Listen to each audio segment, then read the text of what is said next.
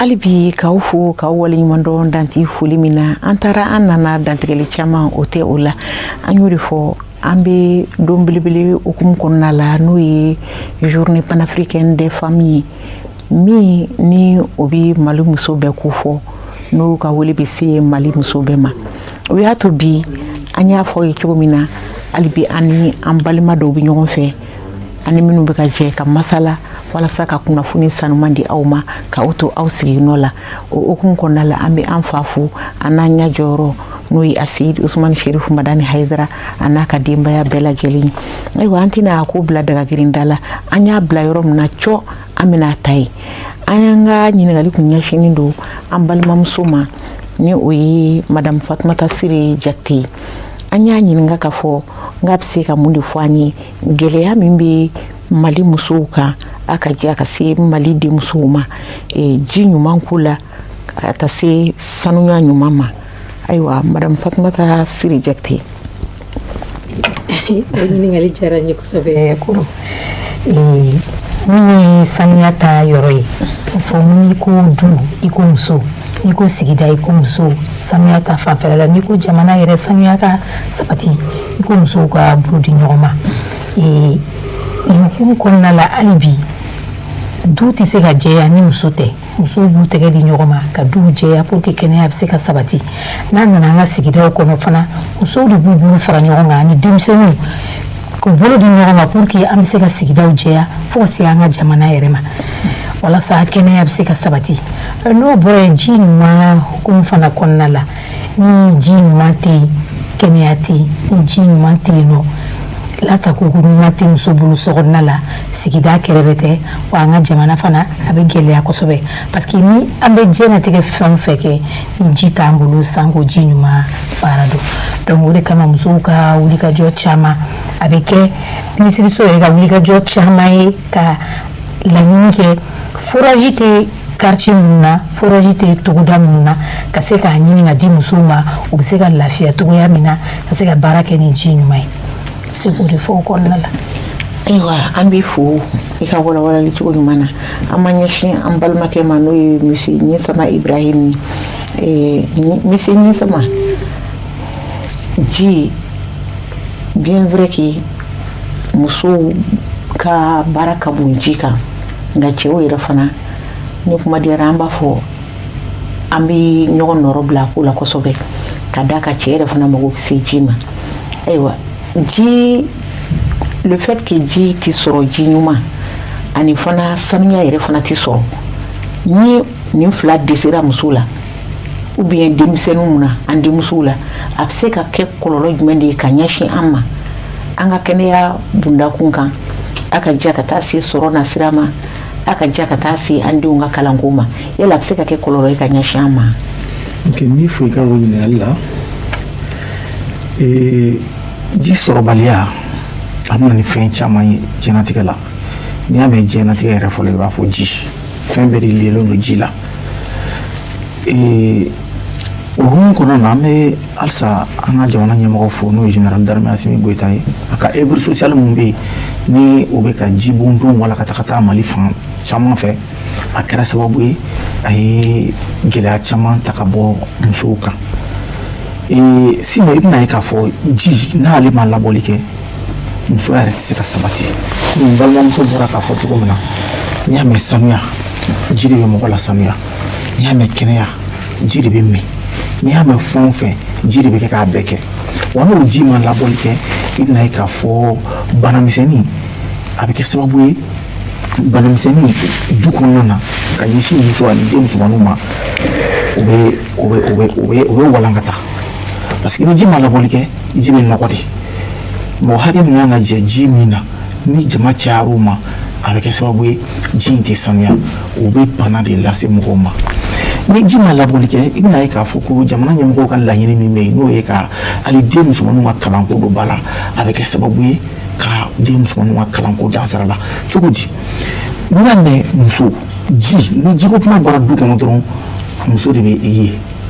parce que musow de bɛ taa ji ɲini n'a fɔra ko muso ka kilomɛtiriw ni kilomɛtiriw taama ji nɔfɛ wa o ji fana tɛ sɔrɔ a kan ka baara wɛrɛ min kɛ k'a yɛrɛ la ka yaasa yiriwali min na du kɔnɔ yaasa kalan bɛ se ka kɛ cogo min na a tɛna se k'o temps sɔrɔ o bɛ kɛ sababu ye fiɲɛ bɛ bila ale ka autonomisation na den musomanninw fana ni olu utilisera kɔnɔna na fiɲɛ bɛ bila olu ka kalanko la donc ji n'a ma labɔli kɛ a kɔlɔlɔ ka bon surtout ni ji ma sanuya n'a fɔra ko sɔrɔ t'i bolo la sɔrɔ min fana bɛ yen n'o a fɔra ko k'o ta ko ka taa kɛ ka mɔgɔw furakɛ a bɛ kɛ sababu ye du ka yiriwali o tɛ se ka lasabati donc fo jiko in de ka don ba la donc jamana ɲɛmɔgɔw bɛ fo u ka o yakubaya la ka tila k'a ɲini baɲumankɛ tɔnw fɛ hakili ɲɛnama bɛ minnu na u ka fara an ka jamana ɲɛmɔgɔw kan cogo min na u bɛ se ka jibondo in cɛya ka sanuya la sabati a yɔrɔ la sanuya fana jibondo yɔrɔ la a tɛ la sabati fo an ka musow sen don a gestion na musow man'u sen don ko o ko la o bɛ kɛ koba ye sinon ni an ye ji to yen k'a kɛ musow ka affaire ye cɛw de bɛ k'a gérer muso si donyɔrɔ t'a la a bɛ kɛ sababu ye ji in a tɛ labɔli kɛ wa et puis hali n'a sɔrɔla sanuya tɛ sɔrɔ a kɔnɔna na donc o dakuruɲɛ dama dama de tun bɛ ne bolo k'o kɛ k'i ka ɲininkali jaabi. Ayiwa an b'i fo i ka nin kumakan nafama ninnu na Aminata i bɔra sisan ka nin sama ka kumaw mɛn bien vrai que bɛɛ ka kan ji la mais musow jɔyɔrɔ ka bon kosɛbɛ jiko la awa musow ka kan ka mun de kɛ sisan walasa ji sanuma nafama bɛ se ka sɔrɔ musow ka wuli ka jɔ ka kan ka kɛ mun ye. O ɲininkali diyara n ye musow ka wuli ka jɔ ka kan ka kɛ mun ye jiko la a y'a f'i ɲɛna cogo min na an ka ɲɛmɔgɔw ye œuvre sociale min kɛ ka foragew sen yɔrɔ caman na donc halisa an b'a ɲini an ka ɲɛmɔgɔw fɛ u ka se ka musow sen don jiko kuma bɛ kɛ yɔrɔ o yɔrɔ jiko décision bɛ ta yɔrɔ o yɔrɔ u ka musow sen don a la u ka musow sen don a la u ka musow impliqué ji n'i y'a mɛn ji n'i y'a mɛn hadamaden ji de don adamadenya fɛn fosi fosi a tɛ se ka taga ji kɔ ji de ye ko bɛɛ ye donc an kɔni b'o welewelemada an ka ɲɛmɔgɔw ye an bɛ partenaires fɛnɛ ni a y'a fɔ partenaires minnu bɛ yen an b'u fɛnɛ ni wele an b'a ɲini u fɛ n'a y'a sɔrɔ ni projet b'u bolo ni ji projet b'u bolo u bɛ se ka na n'u ka projet ye pour que foragew ka se ka sen yɔrɔ caman na musow ka se ka ji sɔrɔ musow ka se ka ji dɔrɔn sɔrɔli tɛ a ka kɛ ji ye ji min n'a bɛ se ka min ji min n'a bɛ se ka baara wɛrɛw bɛ se ka k'a la min tɛ minni ye parce que ji dɔw bɛ yen hali u tɛ se ka kɛ hali an ka sɛnɛfɛnw kɔrɔ donc o fana ni n'o ma kɛ ji ɲɛnama a bɛ se ka kɔlɔlɔ caman lase hali économiquement a bɛ se ka jouer jamana yɛrɛ kan donc an kɔni b'o welewelemada an ka ɲɛmɔgɔw ye u bɛ baara min na u bɛ caman kɛ mais halisa caman wɛrɛ bɛ yen an b'o welewelemadaw ye u ka foragew caya yɔrɔw la pour que musow ka se ka lafiya cogo min awɔ. Ayiwa an b'i fo i ka walawalali cogo cɛ ɲuman in na madame Awa Sangare aw ye muso kɔkɔrɔbagaw ye muso dɛmɛbagaw y'aw ye hali bi fɛɛrɛ jumɛnw de tigɛlen don aw bolo walasa ji sanumanko in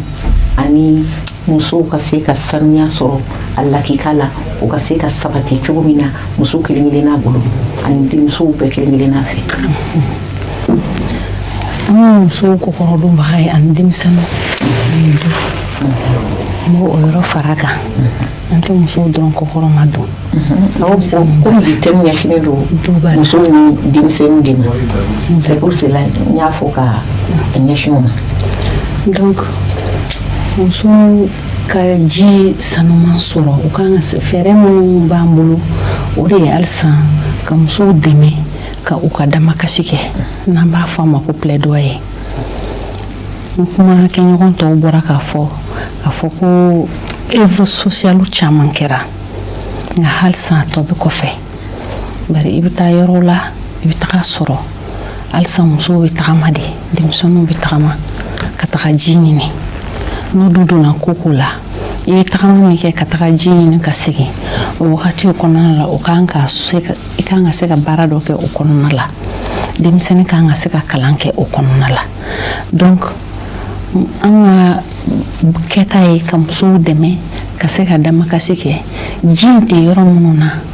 ji bɛ se ka se o yɔrɔ ninnu na cogo min na olu ka identifier n'an dɛmɛbaga jɛkuluw ye ni jamana yɛrɛ ye yɔrɔ bɛ yɔrɔ la ni damakasi sera yen nɔ a ka ca ala fɛ ɲɛ bɛ sɔrɔ a jiko la nka min fɛnɛ fɔ ka fara kan ɲɛ sɔrɔlen a jiko la o t'a bannen dɛ nka ji fo a ka lasago ka ɲɛ de n'a ma lasago ka ɲɛ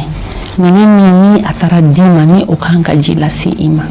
fo o ka lasago ka ɲɛ n'o ma lasago ka ɲɛ i bɛ laɲini min ɲini o tɛ se ka sabati cogo si la.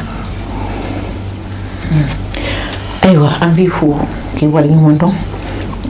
an b'a ɲɛsin madame Fatumata Sire Jakite ma. Madame Fatumata Sire Jakite, ayiwa n'i y'a fɔ ko muso i bɛ association ko fɔ n'o ye musow ka fara ɲɔgɔn kan jɛrɛjɛkulu ye n'i y'a fɔ ko muso dɔw bɛ yen u bɛ fara ɲɔgɔn kan nka association fana tɛ nin bɛɛ ye muso kulu kelen ye ayiwa an ka kan ka mun de kɛ walasa hali bi an bɛ se ka ɲɔgɔn bilasira ji sanuman ka se ka sɔrɔ an yɛrɛw fana ka se ka sanuya walasa Mali muso kelen-kelenna bɛɛ ka kɛ lafiyalen ye. Ɲininkali diyara n ye kosɛbɛ Koro. I y'a mɛn ko Mali association yanni ka kɛ association i bɛ taa sɔrɔ o association kelen-kelenna bɛɛ ye muso ye fɔlɔ olu bɛɛ bɛ jate Mali musow de fɛ ka a fɔ fana ko ministère de la promotion de la femme, de l'enfant et de la famille ni association fɛn fɛn ko i ka hakilina ye musoko de ye ani nin bɛɛ lajɛlen bɛ baara kɛ ɲɔgɔn fɛ nin bɛɛ lajɛlen recensélen don an fɛ yen an n'u bɛɛ bɛ baara kɛ o bɔlen kɔ ka lié jiko la fɛn fɛn kumana yan nɔ bɛɛ ta sera président ka œuvre sociale ma an bɛ foli kɛ ka lase an ka jamanakuntigi ma o la kosɛbɛ kosɛbɛ parce que jani œuvre sociale in ka daminɛ jiko kun ka gɛlɛn kosɛbɛ mais a daminɛlen ni sisan cɛ a bɛ san caman bɔ château dira yɔrɔ caman ma kosɛbɛ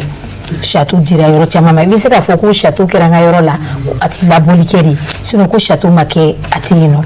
donc o fana mun kɛra pour que jiko ninnu ka se ka sabati ji ɲuman ka se ka to an bolo badabada bɛɛ da bɛnna ka fana ko musow ka don a gestion na ni musow farala a gestion na u ka se ka minɛn minnu bɛ ji di ka ɲɛ parce que ni forage senna i bɛ taa sɔrɔ ji bɛ na minɛn minnu fɛ tuma dɔw la kunkolo tiɲɛ ni fɛnw bɛ k'a la mɔgɔw de ka désigner communauté kɔnɔna la musow ka k'olu la cɛw ka k'olu la minnu bɛ se k'u jiginyɔrɔ fin walasa ni château minnu dira an ma œuvre sociale la an bɛ se k'a tɔpɔtɔ ka ɲɛ n'a tɔpɔtɔra ka ɲɛ an bɛɛ ka nafa b'o de la parce que ji ɲuman b'an bɛɛ de arranger donc o welewelekan de bɛ ne fɛ k'o fɔ musow ka se k'u ɲin don nin gestion in na cɛw k'u ɲin don a la walasa ji bonda fɛn fɛn dira togoda fɛn fɛn ma a dira Bamakɔ quartier fɛn fɛn ma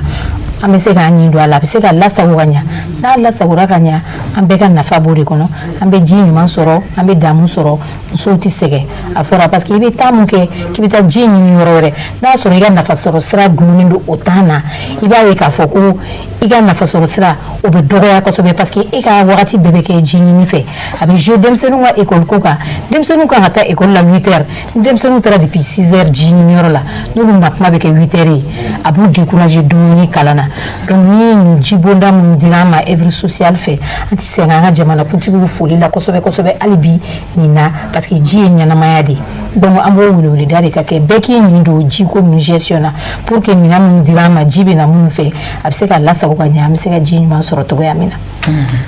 ayiwa an b'i fo i ka nin walawalali cogo ɲuman ninnu na Miseba Ibrahim i bɔra sisan ka Fatumata Sire Jakite ka kumakanw lamɛn ayiwa nin ji sanuman ko in na yali sigida bɛ se ka dɔ k'a la wa e yɛrɛ fɛ an ka marayɔrɔkafo olu bɛ se ka dɔ k'a la wa n'a y'a sɔrɔ olu bɛ se ka dɔ k'a la u bɛ se ka dɔ kɛ cogo di. ok toujours musow ka jiko la sigida jɔyɔrɔ belebele de b'a la parce que a da bɔra ka s'an ma œuvre sociale an bɛɛ y'a fɔ œuvre sociale a kɛra sababu ye jiko a walankatara mais ni an ma an wasa don jibondo ninnu na san dama dama ou bien tile dama dama a bɛ kɛ i n'a fɔ foyi ma kɛ ka wasa don cogo di il faut que sigida ka ko in don ba la comité de gestion min bɛ sigi ji ninnu kama cɛw ka sen don a la musow ka sen don a la ji in kana taa fu c'est vrai jamana ɲɛmɔgɔ ma ji di wari kama mais comité de ka sigi hali n'a kɛra dɔrɔmɛ kelen kelen walima dɔrɔmɛ fila fila o ka minɛ ka taa mara o ka ni fɛn fitinin dɔ tiɲɛna o ka ta ka don o la parce que an y'a ye k'a fɔ ko château caman pompe caman selen no Mali ɲɛfɛ fan bɛɛ a bɛɛ tiɲɛna mɔgɔ ma sɔrɔ min b'a dilan n'a sɔrɔla ko comité de gestion tun ye bɛɛ ɲin don ko la ka musakanin bɔ kɛrɛfɛ a bɛ kɛ ji bondo de ji musaka de ni tiɲɛni kɛra dɔrɔn a bɛ ta k'a dilan donc an bɛ vraiment o weleweledakan lase sigida mɔgɔw ma surtout cɛw ka musow accompagner an kana musow to u yɛrɛ ma volonté bɛ musow la mais cɛw de b'u dogo kuma caman u tɛ ye kow la fo n'a tiɲɛna waati min na o y'a sɔrɔ solution t'a la donc marayɔrɔkafow u k'u sen don a la parce que ko in bɛɛ bɛ ka kɛ olu de ka circonscription kɔnɔna na u ka commune kɔnɔna na n'u farala musow kan a bɛ kɛ sababu ye vraiment ji sanuman bɛ sɔrɔ ji bɛ lakana wa en même temps sanuya in a tɛ taga fana ni an ka ɲɛgɛn ninnu ni olu ma sanuya ka ɲɛgɛnw la dilan yɔrɔw la ka sigi yɔrɔ la mɔgɔw ka se ka u mago ɲɛnabɔ ye ji ka sɔrɔ ye kuma caman musow ɲɛyɔrɔ ka sɔrɔ a kɔnɔ cɛmisɛnninw ɲɛyɔrɔ ka sɔrɔ a kɔnɔ bɛɛ ɲɛyɔrɔ ka sɔrɔ a kɔnɔna na o de bɛ kɛ sababu ye œuvre sociale min kɛra a bɛ kɛ sababu ye a ti tiɲɛ wa et puis mɔgɔ wɛrɛw bɛ ɲɛbɔ a fɛ n'o ye baɲumankɛtɔnw ye ka dɛmɛ lase anw ma pour que a ko bɛ se ka fɛ weleweleda min bɛ n bolo ka ɲɛsin cɛw ma nin journée in yɛrɛ la an kana musow to u yɛrɛ ma cɛw ka bɔ ka fara musow kan muso bɛ ko min na ni cɛ t'a la ko man di cɛ fana bɛ ko min na ni muso t'a la ko man di an ka fara musow kan an ka journée in ɲɛnamaya musow n'u ka hakilina ɲumanw nalen don mais anw kɛlen don ka an mako bɔ a la ni o bɔra yen musow fana u ka da u yɛrɛ la kɛlɛ caman kɛra musow ye damakasi caman kɛra u ye hakɛ caman sɔrɔ mais ni musow yɛrɛ ma da u yɛrɛ la ka wuli ka taa u ka fɛnw nɔfɛ ka t'u ka fɛnw ɲini décision bɛ ta yɔrɔ min na ka taa u sen jɔ kɛnɛ kan vraiment a bɛ kɛ sababu ye baaraba min ni a bɛ ka kɛ musow ye a bɛ kɛ fu ye donc toujours 31 juillet hukumu kɔnɔna na k'a fɔ ko an ka finiw u bɔra jamana ɲɛmɔgɔ y'u sen don minisiriso ka yamaruya kɔnɔna na finiw bɔra a kɔmatɛkisi bɛ yen a batɛkisi bɛ yen madame le ministre y'i cɛsiri yaasa fini ka surunya musow la a ye direction régionale bɛɛ lajɛlen wele anw ka yamaruya kɔnɔna na parce que olu bɛ relever anw direction nationale de la promotion de la femme na u bɛɛ kana fini ta ka taa n'a ye u ka région kɔnɔ ka taa di musow ma o hukumu kɔnɔna na fini bɛ sɔrɔ direction régionale bɛɛ la bi a bɛ sɔrɔ direction régionale du district de Bamako la bi a bɛ DNPF la a bɛ OPF la a bɛ an ka maison de la femme fila min bɛ Bamakɔ fini bɛ nin yɔrɔ ninnu bɛɛ la ok sɔrɔ cogo nɔgɔya la merci ok an b'i fo k'i waleɲuman dɔn madame Aminata Kamara au nom de l'UPF kumakuncɛ kuma la i bɛ welewelekan jumɛn di Mali musow ma kumakuncɛ kuma la ne bɛ welewelekan di Mali musow ma ne bɛ y'a ɲini Mali musow fɛ bɛɛ ka bɔ nin ye Mali musow ka ko de muso si kana to kɔfɛ muso bɛɛ de welelen de don parce que nin don in bɛ tasi bila kɛ ka taga ɲɛsin an ka pionnière baw fɛnɛ ma ni Awa Keita b'o la ni madame Atayer Jeannette o fɛnɛ b'o la ani madame Sissoco Sira Diop olu de wulila ka cɛsiri pour que nin don in ka se ka kɛrɛnkɛrɛnnenya musow ye n'an b'a fɔ ma ko 31 juillet olu jɔyɔrɔ fa kosɛbɛ a ko la n b'an ka jamana ɲɛmɔgɔw fo parce que olu de b'an permettre san o san u b'an accompagner pour que an ka se ka nin don in na ɲɛnɛmaya donc n bɛ foli lase bɛɛ lajɛlen ma n b'a fɔ musow ɲɛna tuguni mɔgɔ si kana to kɔfɛ bɛɛ ka bɔ ok awɔ ayiwa madame Awa Sangare au nom de la direction régionale du district de Bamako i bɛ welewelekan jumɛn de fɔ k'i ka kuma kuncɛ kuma la ni émission in kan. D'accord, au diyara n ye. Au nom de la direction régionale de la promotion de la femme, de l'enfant et de la famille, la directrice ye kuma min don da n bɛna n da lase o ma. A ko muso bɛɛ ka jɛ ka bɔ, bɛɛ ka jɛ ka kɛ kelen ye ka bɛn ni nin donba in ye, an ka jɛ ka nin donba in ɲɛnamaya. A ko fɛnɛ tɛmi diyara ye kosɛbɛ ka d'a kan ji ni sanuya mɔgɔya tɛ taa a kɔ et que a ka di a ye a ka diya muso kelen kelenna bɛɛ lajɛlen ye fɛnɛ an k'a bila an kunna fɛnɛ ko an bɛɛ ni sanuya ni ji ka kan, an ka hakɛ dɔ de don. N'an y'a sɔrɔ fɛnɛ an k'a minɛ k'a ɲɛ. Donc bɛɛ ka jɛ ka kɛ kelen ye. A ko fɛnɛ yɔrɔ in lancement in bɛna ta kɛ yɔrɔ min na, a kɛkun ye kumaɲɔgɔn dɔ ye a fɔ, a kɛkun ye ka a surunya musow la. A ye exemple caman di n'o ye Fatumata Sire Jakite. Donc a kɛkun ye walasa musow ka dɔn caman a bɛ kɛ Bamakɔ. Nka ni zin ni an y'a bɔ Bamakɔ fɛnɛ dɔwɛrɛ bɔra Bamakɔ min tɛ ne mais n'a bɔra Bamakɔ a kɛkun ye musow ka jɛ ka fara ɲɔgɔn kan halisa et que disposition fɛnɛ talen don musow bɛ se ka ɲɔgɔn sɔrɔ lafiya la cogo min na ka taa lafiya la ka segin lafiya la. An kɔni bɛ wele ma da kan kɛ ka ɲɛsin Mali muso bɛɛ lajɛlen ma, bɛɛ ka bɔ an ka jɛ ka kɛ kelen ye ka nin don in k'a ɲɛnamaya. Ko minnu b'a kɔnɔ an ka se ka ɲɔgɔn kuma ɲɔgɔnya halisa. Kuma caman kɛra ka tɛmɛ nka halisa a ma ban. Tant que an bɛ balolen kuma a ti ban. Don o don hakili bɛ cari ka taa kuma kura de fɛ. Donc n'an y'o daw yira ɲɔgɔn na an bɛ bɛn fɛn kan, fɛn min an ka ɲɛtaga b'a la, an muso ka ɲɛtaga b'a la, an denw ka ɲɛtaga b'a la, an ka du ka ɲɛtaga b'a la. Ni olu ka ɲɛtaga sɔrɔla ka ban o ye jamana ka ɲɛtaga ye. O de tun bɛ ne fɛ ka lase musow ma. Merci beaucoup. An y'i fo. An b'a ɲɛsin an balimamuso ma Madame Fatumata Sire Jakite. Fatumata Sire, kuma kuncɛ kuma la i bɛ se ka mun de fɔ Mali musow ye ministère de la promotion de la femme, de l'enfant et de la famille tɔgɔ la? I bɛ welewelekan jumɛn fɔ an ye? Diyara n ye Koro. Ne bɛ se ka mun fɔ au nom du cabinet ni journée ɲɛnamayali la ko Madame la ministre ye Kulukoro bɛɛ lajɛlen wele, Kulukoro muso bɛɛ lajɛlen, Kulukoro muso, Kulukoro dafɛdugu bɛɛ lajɛlen welelen don. Muso ma bɔ muso la dɛ, muso bɛɛ ye kelen. N'i y'an taara kɛ Kulukoro, Madame la ministre bɛɛ fɛ, muso min bɛ sɛnɛ kɛ, muso min bɛ jago kɛ, muso min bɛ bureau kɔnɔ, hali muso min bɛ tɛmɛ ten, bɛɛ sen ka don ni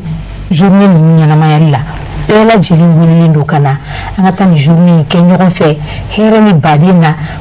ka taa ɲɛnamaya ka ɲa, muso bɛɛ ka lafiya, muso bɛɛ ka content. A don kelen na jan'a ka ban i bɛ taa sɔrɔ yɛlɛ ani kulonina yɛlɛ o dɔrɔn de bɛ yen nɔ. Donc bɛɛ lajɛlen de welelen don Kulukoro dafɛdugu la, bɛɛ ka na an ka se ka taa 31 juillet an ka taa ɲɛnamaya ɲɔgɔn fɛ. Donc o weleweleda de tun bɛ ne bolo k'a fɔ. Ayiwa, an balimakɛ bɛ an bolokɔrɔ yan bɛ se ɲɛ sama. I bɛ se ka mun de fɔ an ye kuma kuncɛ kuma la walasa ka welekan bila Mali musow ma ani fana kɛrɛnkɛrɛnnenya la hali bi Mali cɛw 31 juillet u ka se ka musow kokɔrɔma don n'an ka nin don belebele ninnu sera, sabula muso ŋana tɛ yen n'a sɛmɛyiri tɛ cɛ ŋana dɔ ye. Kuma kuncɛ kuma la komi n tun y'a fɔ vraiment cɛw kana to so, an ka wele ni cɛw bɛɛ lajɛlen ye k'a fɔ ko musow ka don ou musow ka ko don ko musow dɔrɔn de bɛ bɔ. Vraiment o tɛ anw fɛla ko ye, o de bɛ ka jamana in to kɔ. Donc an bɛ cɛw bɛɛ lajɛlen invité u ka musow accompagner ka taa an ka 31 juillet kɛ ɲɔgɔn fɛ. 31 juillet yɛrɛ dɔrɔn tɛ, fête o fête n'a bɛ anw concerné, vraiment an bɛ fɛ cɛw k'u sen don a la parce que i y'a fɔ cogo min na i ye musoba yɔrɔ o yɔrɔ i bɛ cɛba dɔ de sɔrɔ a kɔfɛ i ye cɛba yɔrɔ o yɔrɔ i bɛ musoba dɔ de sɔrɔ a kɔfɛ donc an bɛ musow bɛɛ lajɛlen invité ka den musomanninw invité ka denmisɛnninw fana invité u ka fara an kan an ka taa 31 juillet in fêter séance de sensibilisation minnu b'a kɔnɔna na damakasi fɛn fɛn bɛ yen u ka an ka mɔgɔw ka a lamɛn ka ɲa k'a ko bila ba la cogo min na jogo yɛlɛma min ni a ɲininen don cogo min na jamana in bɛ se ka yiriwa o jogo yɛlɛma vraiment o ka kɛ réalité ye donc o tun ye ne ka kuma kuncɛ kuma ye merci. Ayiwa an bɛ aw fo ka aw waleɲuman dɔn danti foli min na an y'a fɔ cogo min na musow an sɛmɛyiri ye ɲɔgɔn ye an yɛrɛ damaw ni ɲɔgɔn cɛ dɔ de bɛ sanfɛ dɔ bɛ duguma dugumamɔgɔ sanfɛmɔgɔ de b'o dɛmɛ ayiwa dugumamɔgɔ yɛrɛ fana a fana bɛ sanfɛmɔgɔ dɛmɛ an tɛ se ka taa ka ɲɔgɔn to an ka muso cɛsirilenw an ka muso dɔkɛlaw an jigi ye musoba minnu ye i n'a fɔ an ka minisiri musow an ka directricew u bɛ fara ɲɔgɔn kan nin n'a ɲɔgɔnnaw de la ka hakilina ɲuman d'an ma ka an bilasira an ka se ka taabolo ɲuman sɔrɔ cogoya min na hukumu kɔnɔna la an bɛ foli ni tani di Mali musow bɛɛ lajɛlen ma ka bonne fête souhaiter Mali musow bɛɛ ye n'a fɔra ko 31 juillet Mali musow kelen tɛ dɛ an bɛ se k'a fɔ farafinna musow bɛɛ bɛ nin ko in kɔnɔ donc an bɛ mɔgɔ bɛ yen k'i bɛ nin hukumu in kɔnɔna la an ka foli bɛ a bɛɛ lajɛlen ye Mali musow ka se jamana wɛrɛ musow ma masa min bɛ ɲinanta yira an na n'o ye bita in ye ala ka san wɛrɛ fana ta ala k'o yira an na o k'a sɔrɔ anw faso Maliba a lafiyalen don an ka jamana lafiyalen don o k'a sɔrɔ tɔɔrɔ foyi tɛ Maliba in kɔnɔ o k'a sɔrɔ a kɛra kunun Mali ye o se bɛ masa rahamani ye ala k'o ka an ye ala kira hɔrɔma kosɔn ka an fa fo a Seyid Usumani Sherifu Madani Hayidara k'an ka invité bɛɛ lajɛlen fo k'a ɲini dali masa fɛ ala ka sigi wɛrɛ yira ni aw bɛɛ lajɛlen na assalamu alaikum.